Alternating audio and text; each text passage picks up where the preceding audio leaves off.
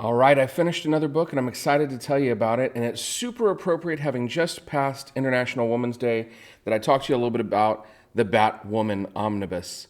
So I didn't bring the book back to work today so I could do this video because it is a huge, heavy book and it's a pain in the tail to carry around. However, I do love. I'm pouring my drink. I don't know why, but I do love omnibus formats of comic books, these oversized, beautiful artwork, and a huge collection of the story. And the Batwoman Omnibus is definitely no exception.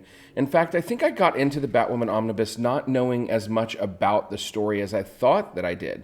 I had read a couple of issues. I definitely loved the art. The art is amazing. Let's see here if I can tell you who the artist is very quickly. Let's see. It's got, as far as writing, J.H. Williams III, W. Hayden Blackman, Greg Rucka, Trevor McCarthy, Amy Reeder. That's who's listed on the book. But the art is awesome. I love it.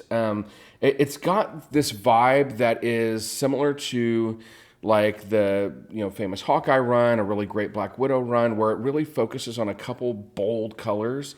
And there's something about that art style that I really, really love. Another thing that is really fantastic about the art in this book is there are some of the most unique layouts I've ever seen. And so I highly recommend the art of this, but the story is phenomenal as well.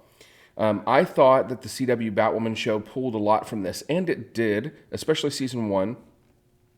But the story of Alice, which is a very interesting story, is not as prominent in the graphic novel, the omnibus, as I thought that it was. What is prominent in this story is a lot of supernatural stuff, which I actually really, really enjoy.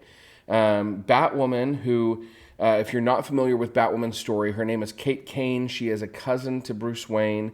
She is her father is like a military leader, Black Ops, has been in the military her whole life. Her mother was in the military. She has a twin sister named Beth. And at one point, her mother and herself and her sister are all kidnapped when she's just a child. And her mother and her sister Beth don't make it out. So it's just her and her father after that. And she commits to become tough, to keep soldiering on like her father. And ends up going to West Point Military Academy. She's top of her class. And she is doing very, very well in the military until she is outed as being a lesbian. And at that time, forced to quit or to say that she's not. And so she chooses to quit rather than to lie. And that kind of upends her life because her whole life was tied up in the military. Until one day she sees Batman helping people and she realizes maybe there's another way that she can help people with the skills that she has, and she decides to don a costume and become Batwoman. And she is tough as nails and not interested in following in Batman's footsteps necessarily. But she's facing these supernatural threats in this book. It's a really entertaining book. I highly recommend, if you've never read the Batwoman run, that you do. Go and pick it up.